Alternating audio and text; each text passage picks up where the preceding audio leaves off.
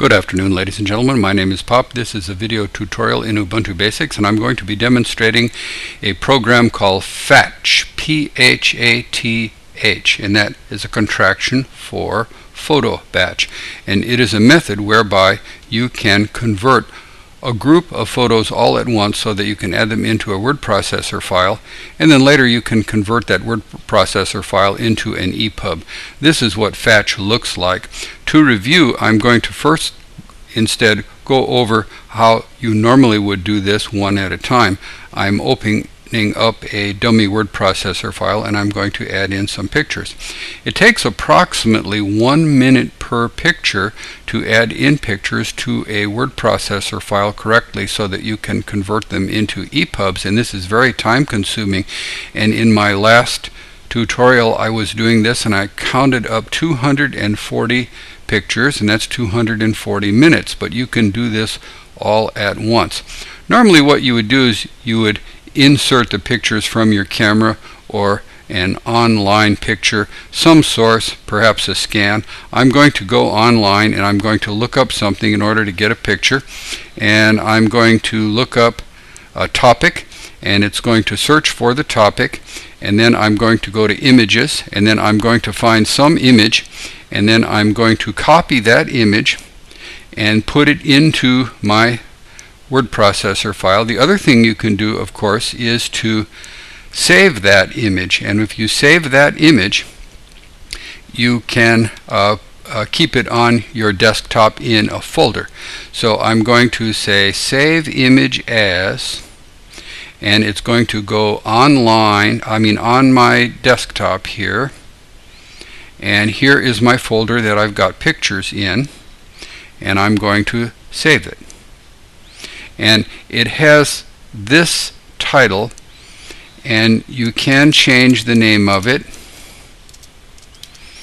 and save. Now you've got it in a folder, and I'm going to diminish this, and I'm going to add in this picture right here. And the way I do that is to go insert, and then I'm going to go down to picture, and then I'm going to go from file, and then I'm going to go to desktop, open the folder, and then there's the one that I just got, and I put it in. One problem: you've got to tell the thing how big you want it and where you want it. So I go to picture, and I'm going to go to type. Luckily it picked 2 paragraph. That's what I want. I want it to keep the ratio, and I want to make this, let's make it 3 inches, and it automatically computes the height from the width. And instead of center I'm going to say left, and when I say wrap I want optimal, but on the right hand side I want 1/2 inch before the text begins, and boom, it looks nice. Now I'm going to put my next picture down here. That takes about a minute. Oh, I'm not done. Gracious me. I have to go to compress graphic, and I have to tell it it's a 3-incher. Calculate. OK. Now I'm done. Now do that 240 times. It gets very boring. The other thing you can do is as follows. You can open up Phatch. First you have to download Phatch, and it's a very good program. And here's what it looks like. You get a well, it takes some time to get used to this thing. The first thing you do is you hit plus, and it says what action do you want to take, and there are groups here logically arranged, and if you hit all of them, that's every darn one of them, A to Z, and I mean there are a lot of them. You can make them different colors, you can round the corners, you can colorize, you can turn them into black and white, you can crop, you can put a caption underneath, you can have goofy effects.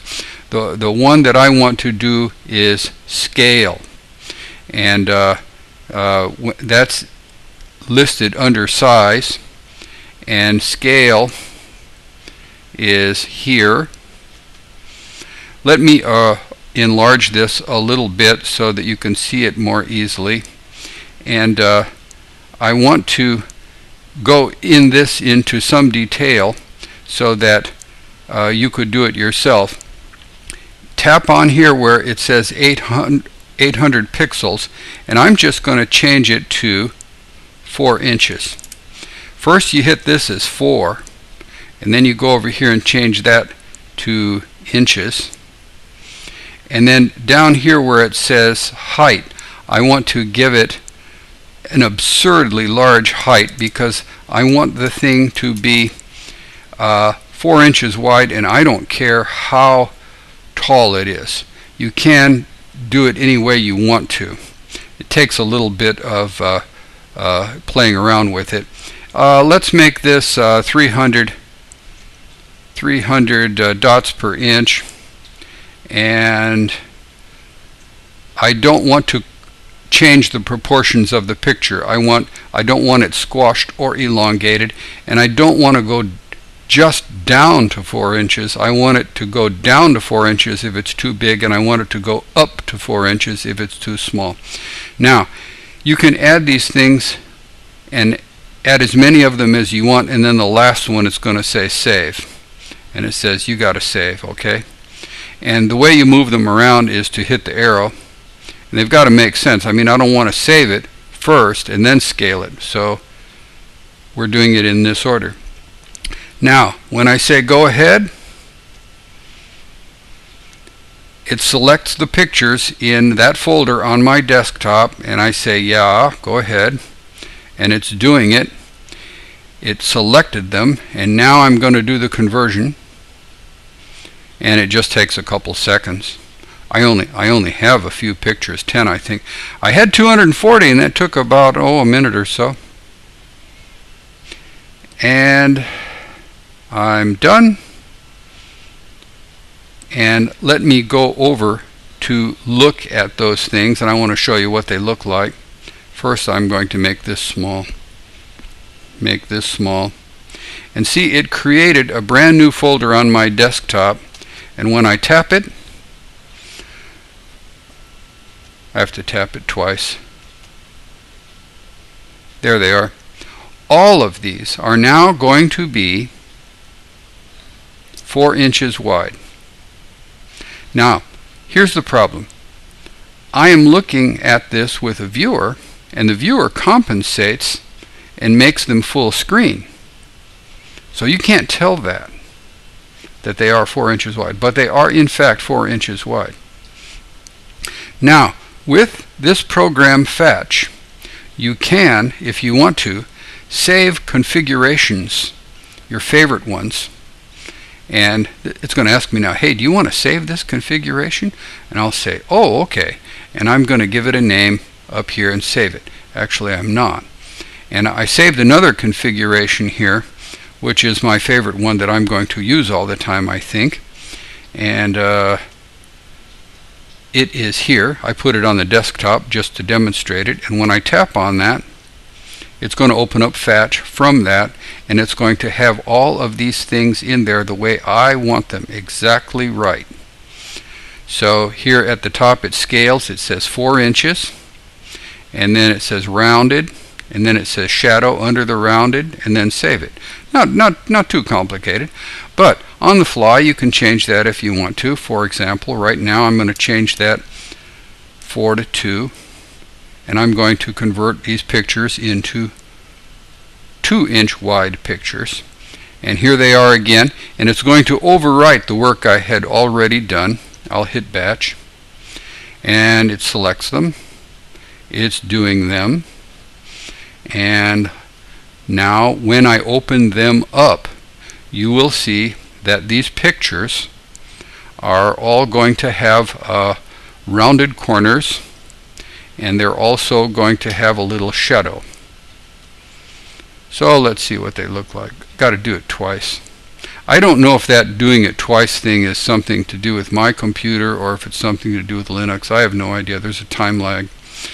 Let's just tap the first one, and let me go full screen a little bit. And if I go over here with my cursor, if I'm lucky, the next one will be in the same position. See? Now you see the shadow and you see the rounded corners. That's the way I like it. But when I get a really, really elongated picture, wow, see, it goes off screen. But that's not real. That's not correct. It's actually all going to be like this. Okay, I'm going to close this now, and I'm going to import these pictures into my word processor file. I have a dummy word processor file, and it is just really nothing. And remember, I have a picture here, and what I had done was go up here to insert picture. You don't have to do that.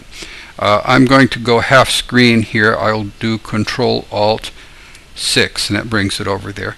And I'm going to bring up this file right here. And now I can grab these one at a time or all of them and move them all over as a group. It's actually easier to grab something one at a time. So I'm just going to go left click and put it right here. And there it is. Now, let me zoom in on it. Oops, I went to the wrong one. Let me zoom in on it, and I'll show you again how you can change this around. And I'll go tap, and I'm going to go type. It's anchored to paragraph, and I'm going to go right this time instead of left, and I'm going to wrap, and it's on optimal, and I'm going to go leave room, and it's over on the other side now. It's over there. Now I'm going to put one more picture right here, and in this case I will, should I put it left or right? I don't know. Let's see, a Toyota truck. Now it was blinking there, and that's where my anchor is going to go, so that's kind of nice. Let's see if I can get this thing to go center this time. I might be able to. I've never tried that. I'm going to try it.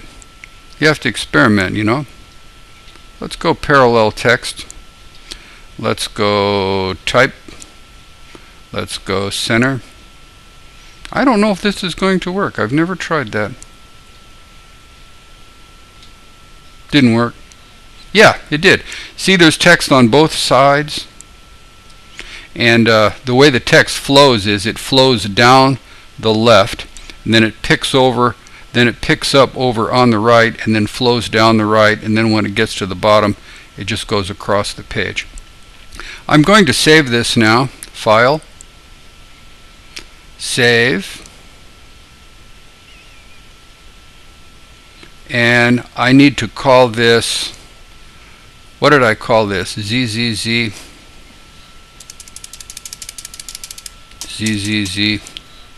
And it's on the desktop, and it's an ODT file, correct? Now I'm going to go to calibre. Calibre takes a long time to load. Don't know why. That's just the way calibre works. So I had it up and running already. Add a book. ZZZ, and it's going to add this ODT file in there, and it'll show up as the top line. Why is it taking so long? Aha! Now I have saved my favorite configuration, and here it goes.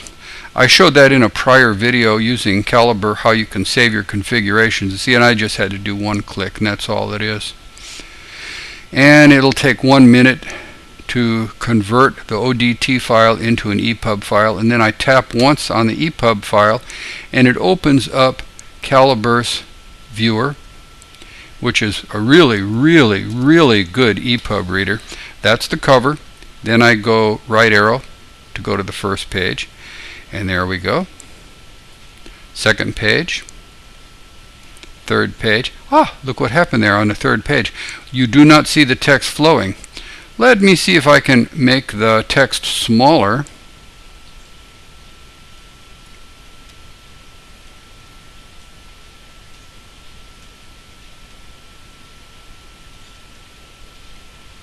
I was unsuccessful. And I will have to go back in and goof with this. Do you see how big that picture is? What did I do wrong?